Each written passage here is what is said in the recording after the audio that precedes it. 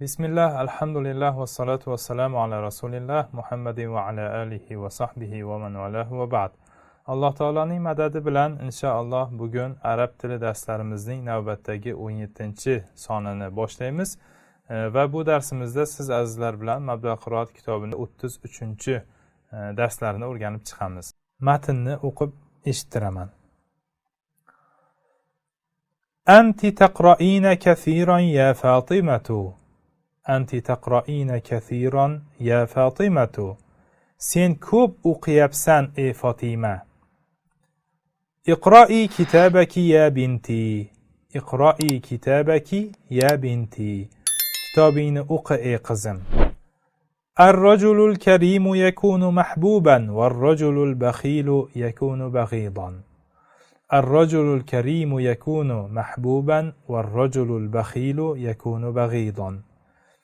Saxiy kishi suyukli bo'ladi, baxil kishi suyuksiz bo'ladi. At-tilmizul muaddabu la yulawwithu libasahu abadan wa yakunu nadhifan da'iman.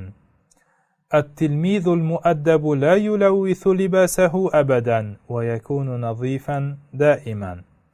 Odobli o'quvchi libosini hech qachon kir qilmaydi va doimo ozoda pokiza bo'ladi. Kun nadhifan daiman. Kun nadhifan daiman. Doimo pokiza bo'l, ozoda bo'l. Wala takun wasikhan abada. Wala takun wasikhan abada. Va hech qachon kir bo'lma, notoza, nopok bo'lma. هل تكتبين رسالة إلى أبيك؟ نعم أكتب بعد ساعة. هل تكتبين رسالة إلى أبيك؟ نعم أكتب بعد ساعة.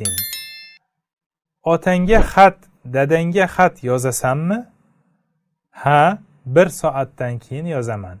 Birni qayerdan oldik? Saatun soat degani. Soatdan keyin yozamansa birni nega o'zimizdan o'zimiz qo'shib yuboryapmiz?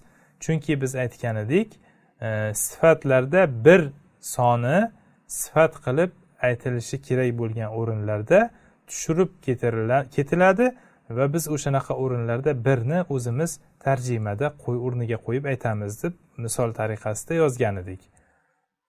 Masalan, ishtaroytu qolaman desa bitta qalam sotib oldim degani.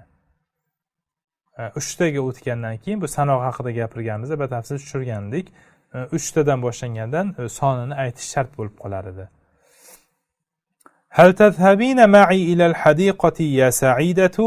La, la adhhabu, ana mashghulatun jiddan. Hal tadhhabina ma'i ila al-hadiqati ya sa'idatu? La, la adhhabu, ana mashghulatun jiddan.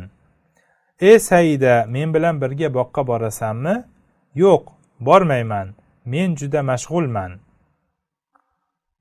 كراستي نظيفة وأما كراستك فوسخة. كراستي نظيفة وأما كراستك فوسخة. meni daftarim toza, ammo seni daftaring notozadir. Bu jumla haqida mana darsimizni oxirida hozir doskaga yozib tushuntiraman. هات المصباح يا فريدة. خذي يا أمي. هات المصباح يا فريدة. خذي يا أمي.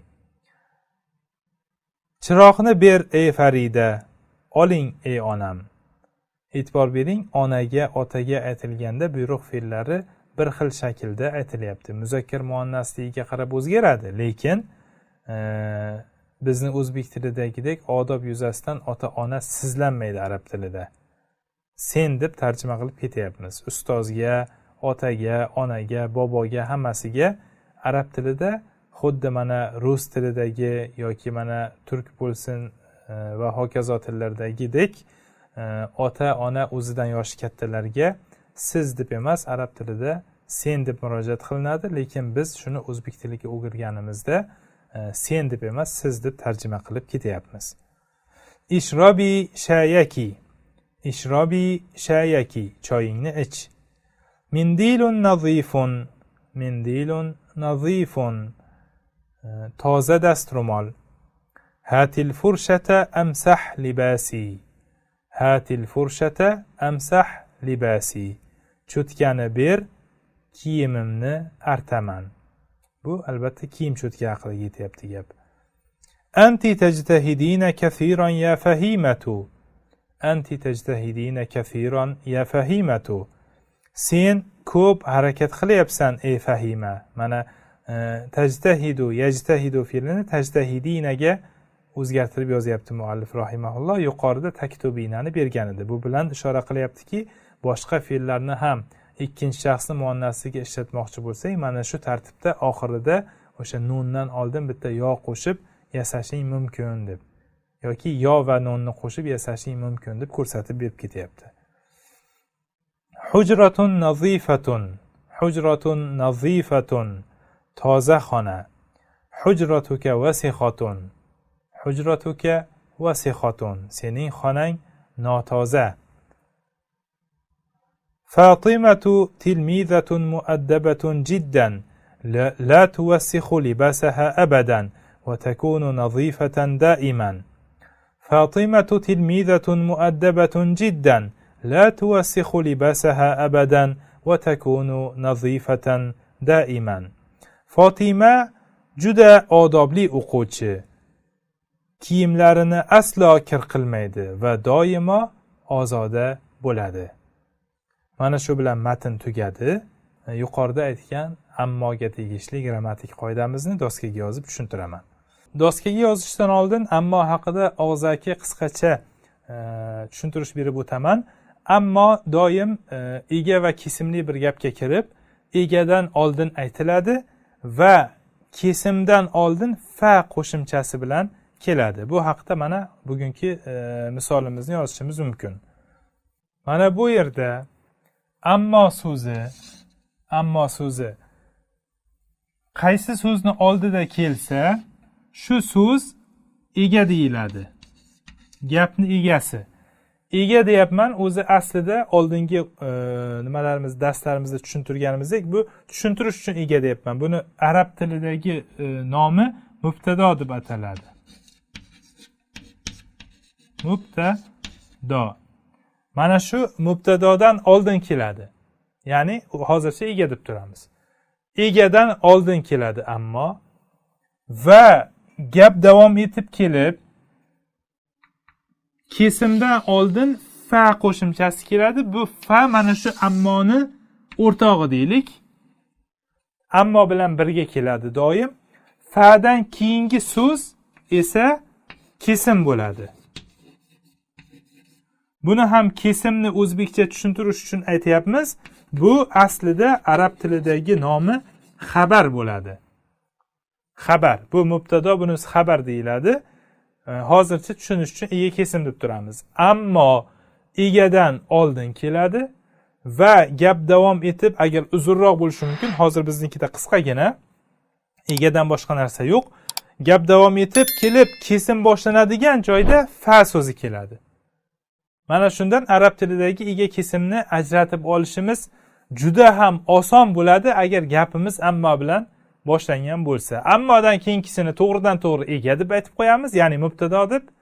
Kesimni esa qarab kelamiz, fa kelgan joydan bu yog'i kesim bo'ladi. Ya'ni arab tilidagi xabar bo'ladi. Buni tushuntirish uchun ega kesim deyapmiz. Mana shu o'rindagi fa'ni tarjima qilmasdan ammoga esa deb ketamiz. Shu bilan gapimiz to'g'ridan to'g'ri tarjima bo'ladi. Odatda biz fa'ni o'zi aslida va ma'nosida, lekin tartibni ifodalaydi. Birinchi bu bo'lgan bo'lishi kerak, ortidan bu bo'lgan bo'lishi kerak, keyin oradan ko'p vaqt o'tmagan bo'lishi kerak, darhol bo'lishi kerak degan gaplarni tushuntirgan edik. Bu gaplar bu ammoni fasiga tegishli emas. Bu ammodan keyin kelgan fa mana shu ammoni o'rtog'i. Bu yerda va degan ma'noni ifodalamaydi. Vaga aloqasi yo'q bu fa'ni. Bu shunchaki ammo bilan birga keladigan ammoni sherigi. Gapda tarjima qilinmaydi. Faqat ammoni o'ziga o'zbekchada esa deb aytamiz. Tarjimada sening daftaring esa nopokdir deymiz. Tushunarli-ya? Demak, ammodan keyingisi ega, fadan keyingisi kesim, ya'ni mubtado va xabar bo'ladi. Ammoga tegishli bugungi grammatik qoidamiz shundan iborat edi. Shu bilan bugungi darsimizga yakun yasaymiz. Subhanakallohumma va bihamdik nashhadu an la ilaha illa ant nastag'firuka va natubu ilayk.